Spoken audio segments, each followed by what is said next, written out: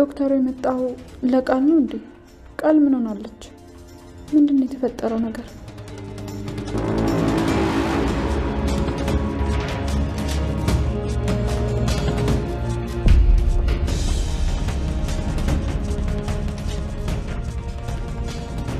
ምን ሆና ነው? ለምንድን ነው እንደዚህ የምትሆነው? ምንድን ነው እንደዚህ የሚያስጨንቃት? እባክሽ ልጅ መሆንሽን ለማረጋገጥ ከፀጉርሽ ላይ ሳምፕል መውሰድ አለብን እና በትክክል ቆሚ። አይሆንም። ምን? ቃል ዲኤንኤ ምርመራ ሊደረግላት ነው? እንዴት ደስ ይላል! የሰላም ልጅ እንዳልሆነች ሊረጋገጥ ነው ማለት ነው። ይሄ ፈጣሪ ያለ ተመስገን።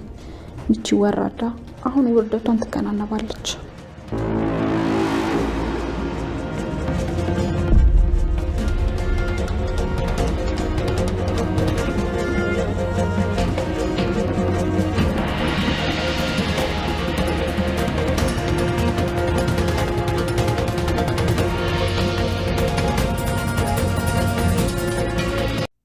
በመጨረሻ ሰላምዬ ከተኛችበት ነቃች። ቃልና አቶ በኃይሉ የሚያደርጉትን የውሸት ድራማቸውን ነቃችባቸው። ዶክተሩን እቤቷ በማንጣት የቃልዬን ናሙና እንዲወስድ አደረገችው። በዚህም የተነሳ ቃልዬ ናሙናዬን አልሰጥም፣ ፊቴንም እኮ አልታጠብኩ፣ እንዴት ነው በጠዋቱ ብትልም ምንም ችግር የለው ናሙና ለመስጠት ስትባል እሺ ብላ ሰጠች። ይህን ያየችው ብሌን በደስታ ፈጣሪዋን አመሰገነች። በራሷ ጊዜ ይሄንን አወቀ ማለት ነው። በጣም ጥሩ እያለች ብሌን ሁልጊዜ በጸጸት የምትገኘው ብሌን እንዴት ልንገራት እያለች 2-3 ጊዜ ከፊቷ እየቆመች ነገር ግን የወላጅ እናቷን ሕይወት ስለሚያሳስባት ሳትናገር ቀርታለች። ዛሬ ግን የመጨረሻ ይሄንን ያለችውን ውሳኔ ወይዘሮ ሰላም ገብታለች። በጣም ደስ ይላል። አቶ በኃይሉ ስራውን አሳፍሮት መጠጥ ላይ ራሱን ደበቀ። ቢራና ውስኪውን በመጠጣት እዛው ላይ ተኝቶ ቀርቷል። ወይዘሮ ገኒም መታ ልጇን ተማጸነችው። ዳጊን መታ ዳጊዬ ላንተ ብዬ ነው፣ ካሁን በኋላ ይቅር በለይ ልጄ፣ አንተም ብሌንም ብትሆኑ ማንም የለይ ልጆቼ በማለት ከቤታቸው ካሉበት መታ ይቅርታ ጠየቀቻቸው። ይቅርታዋንም ተቀበሉ። ሰላም ጤና ይስጥልን። ውድና የተከበራቸው የቻናሌ ቤተሰቦች እንኳን ወደ ቻናል በሰላም መጣችሁ። አደራ የተሰኘው ተከታታይ ድራማ እንደቀጠለ ነው። እንግዲህ በባለፈው ክፍል እንዳስታወሳችሁት ለማስታወስ ያክል በባለፈው ፓርት ላይ ወይዘሮ ገኒ እንግዲህ ከቤቷ ጎረቤቷ በመምጣት ሁሉንም ነገር ለዳጊ ነግረዋለች። ዳጊና እናትየዋን አጣልታ ነበር። ምክንያቱም ገነትን ብዙ ነገር ስታሴርባት የነበረችው ክፉ ጎረቤቷን ወሬ እያመጣች ለአቶ በኃይሉ በብር እየተቀበለች ወሬ እያመላለሰች ነበር። ምርጥ ጎረቤት መስላ በመጨረሻ ዳጊ ሲያጋልጣ ከአቶ በኃይሉ ጋር ሆና ነበረ እጅ ከፈንጅ የያዛቸው። በዚህም የተነሳ ቤት መጣ። ይሄንን በምትል ጊዜ እማቴ ይችን ሴትዮ እንዳታምንያት በምትል ጊዜ ምንድነው እንደዚህ የምትለው? ጎረቤቴ ማለት እኮ ይሄኔ ፈጥኖ ደራሽ ናት። ከጎረቤቴ እኮ ካንተ በፊት አንተ እንደሌለህ የነበረች ጎረቤቴ እኮ ናት። ለምን ነው እንደምትለው በማለት ዳጊን ይሄን ብላ በጥፊ ያለችው ወይዘሮ ገኒ ነገሩን ያላወቀችው መጨረሻ ላይ ግን ሁሉንም ነገር ልጇ ዳጊ አስረዳት። ይችን ሴትዮ ፈጽመሽ እንዳታምኒ፣ ከዚህ ጋር ሂዳ ከበኃይሉ ጋር ስራለይ በማለት ነበረ ነገር ስታመላልስ እየነበረ በማለት እንግዲህ ውጪ ሲለዋት ነበረ። እሷም ብሌንም በመጨረሻ ቁማ ይሄንን በምትል ጊዜ እራሷን ይሄንን ሲላት እራሷን ስታ ነበር ወይዘሮ ገኒ የወደቀችው። በዚህም የተነሳ ገኒ እንግዲህ እሷ ስትወጣላት አንስተው ውሃ ሲሉ ውሃን በቤት ውስጥ አልነበረምና እንግዲህ እዛው ሆና ነበረ። ሴትዮዋ ከወጣይ በኋላ ራሷን ልታገኝ የቻለው ምክንያቱም ያወራቻት ሚስጥር ከባሀይሉ ጋር የተያያዘ ነው። የዳጊን አባት የገደለው አቶ በሀይሉ ነው። እናም በዚህ የተነሳ ነው። በመጨረሻም እንግዲህ ውጭ ሲሏትም በመጨረሻ ዳጊ አንድ ነገር እናትህ ደብቀሃለች ትልቅ ሚስጥር ብላ ተነግረዋለች።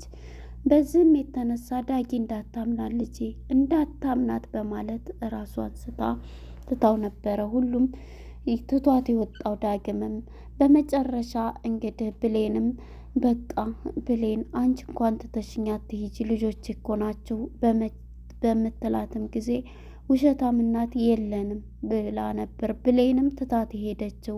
የዚህ ጊዜ ወይዘሮ ገኔ እያለቀሰችና እየተማጸነች ወደ ፈጣሪዋ ልጆቼ ሁለቱም ልጆቼ ተውኝ እያለች እያለቀሰች ነበረ። እንግዲህ ሀሳብ የመጣላት እጄ ቤታቸው እጄ ይህንን ያደረገችውም አንድ ፍሬ ልጇን እንዳታጣ ስለፈለገች ነው። በሀይሉ ሰው ገዳይና ጨካኝ በዙሪያውም ደግሞ ብዙ ሰው ያሉት ሰዎች ስለሆኑ ይህንን ለሱ ከተናገርኩኝ ልጄን አጠዋለሁ በማለት ነው ገኒ ነገሮችን ልትደብቅ የቻለችው። በመጨረሻ እንግዲህ ሂጄ ይቅርታ ጠይቃለሁ ብላ ገኒዬም ወደ ልጆቿ ለመማፀን ፈልጋለች። እንግዲህ ወደ ወይዘሮ ሰላም ጋር ስንመጣ ሰላምዬ በባለፈው እንግዲህ አቶ በሀይሉንም ይሄንኑ ጥያቄ እየጠየቀችው ነበር። ልጄን እንደዚህ አድርጋቸዋል፣ ልጄ ማነች? ቃል ልጅ አይደለችም እያለ እንዳውም ዲኤንኤ አደርጋለሁ ስትል እንዴ የማ ሊሆን አይችልም በምትባል ጊዜ እንግዲህ ቃል ሩጣ ሂዳ እኔ ዝቤትማ ይሄ ከሆነ አለቀልኝ ታሰራለሁ በማለት እንግዲህ ቃልም ቀጥታ ነበረ ልብሷን በሻንጣ ማዘጋጀት የያዘችው። እህቴ ተረጋጊ እያለ እንግዲህ ወደ ቃል ጋር ነበር የሄደው። ቃል ጋር በመሄድ ቃልን ረፊ አንቺ ምን ሆነች ነው ስለ አንተ የምታደርገው ሁሉ በቃ የልጅ ነገር ነው እያየ እኮ ነው እድሜን ጉልበቴን ሁሉ እዚህ ቤት ያደረግኩን ነው አንተን ተከትዬ ስለዚህ መታሰር አልፈልግም እያለችው ነበር። በፍጹም ይሄንን እንትን አትበይ፣ አሁን እንዳውም ዲኤንኤውን እናደርጋለን ችግር የለውም። እሱ ደግሞ አሁን ላይ ገንዘብ ነው ዋናው ነገር። በምንም ብዬ እኔ የማውቀው ዶክተር ስላለ እዛ ዲኤንኤ ታደርጊያለች በማለት ነበረ።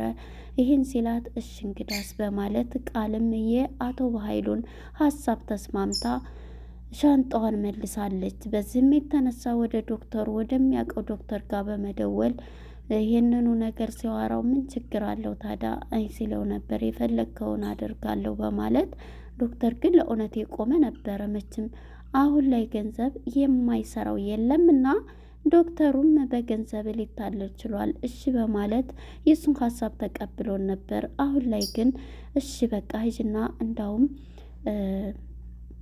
ዲኤንኤውን ተስማምቻለሁ በይ በማለት በሀይሉ ቃልዬን ልኳት ነበረ ከሰላም ጋር ሄዶ በቃ ዲኤንኤ አድርጊኝ፣ ነገር ግን ዲኤንኤ አድርገሽኝ ልጅሽ ሁኜ ከተገኘሁኝ በፍጹም አይንሽን አላይም፣ ከዚህ ከቤት ውልቅ እላለሁ አለች። አታፍርም እንዴ? በሰው ቤት ደግሞ ተቀምጣ የቃልስ ድፍረት ማለት ነው። ይህን ስትላትም ነበረ እንግዲህ እየተጸጸተች እውነቷን ይሆን እንዴ እያለች ሰላምዬ ሁለት ልብ ሆናለች። ቢሆንም ምንም ይሁን ልጅም ከሆነች ሆነች፣ እኔ እንዳልሆነች እንደዚህ በሀይሉና ቃል እየተጫወቱብኝ ከሆነ ብላ ነበርና አደርጋለሁ። ደግሞም ይደውልና ያው በሀይሉ ይሄን ስለተስማማ ዶክተርም አግኝቻለሁኝ ስል በፍጹም አልተስማማሁም ስትል ይሄን ስትል እንደውም በቃ ምርመራውን ነበር የመሰለኝ እኔ ራሱ።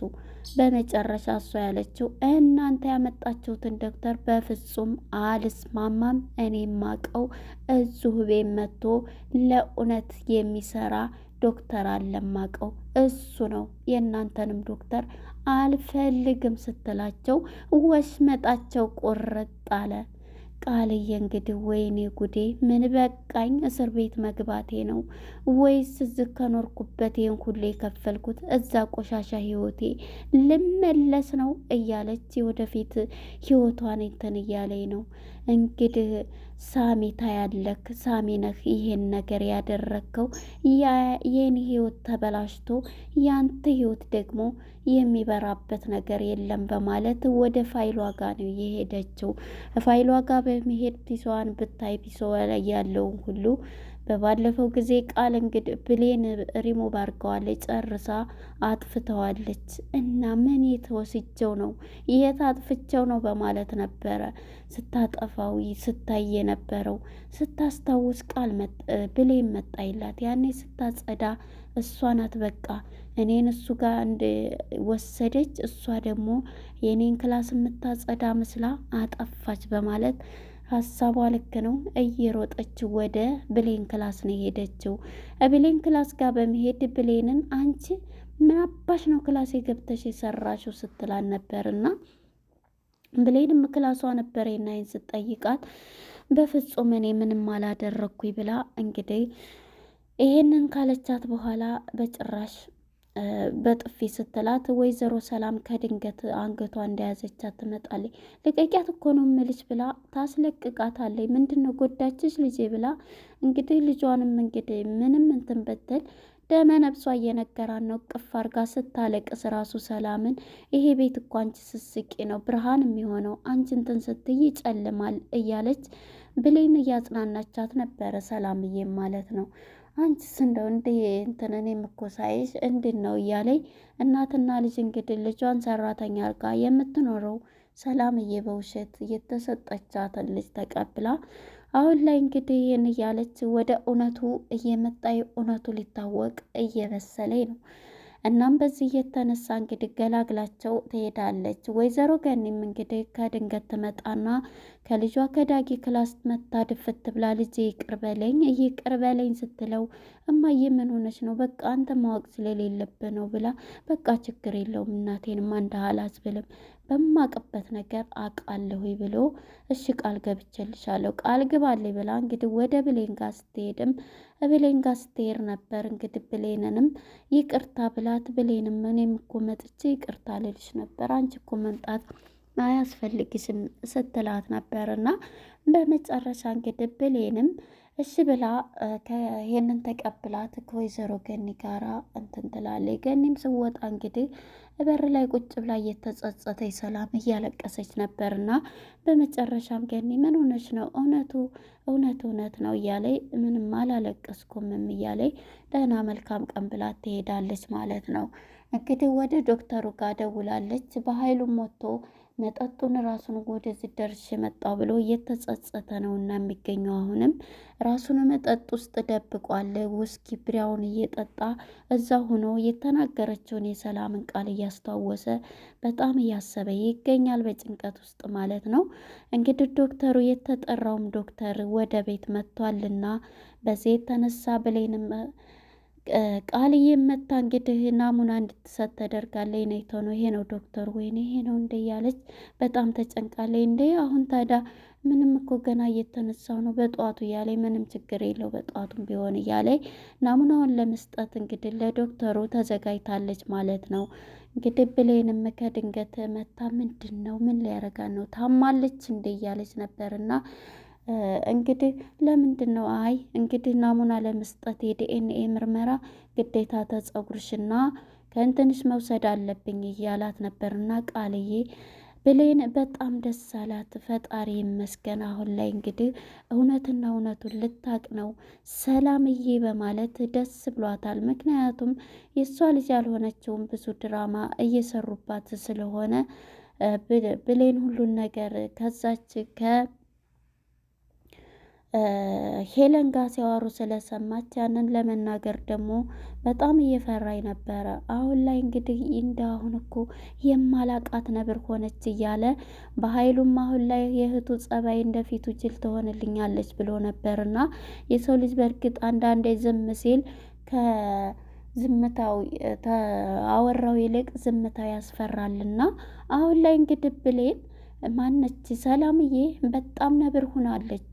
ያመጡላትን እንኳን ዶክተር ራሴ እንጂ በእናንተ ዶክተር አልተማመንም ብላ ቤት ድረስ መታ እንግዲህ የቃልዬ ናሙና እንድትሰጥ ተደርጋለች ማለት ነው። እንግዲህ ናሙናዋን እየወሰደ ነበረ። እዚህ ላይ ፊልሙ ሊጠናቀቅ የቻለው እንግዲህ እውነቱ ሊወጣ ነው። ብሌንም እናቴ ያለችውን እናቷን ልታገኝ ነው ማለት ነው። ለነበረን ቆይታ እናመሰግናለን። ቀጣይ ክፍል እስከምንገናኝ መልካም ጊዜ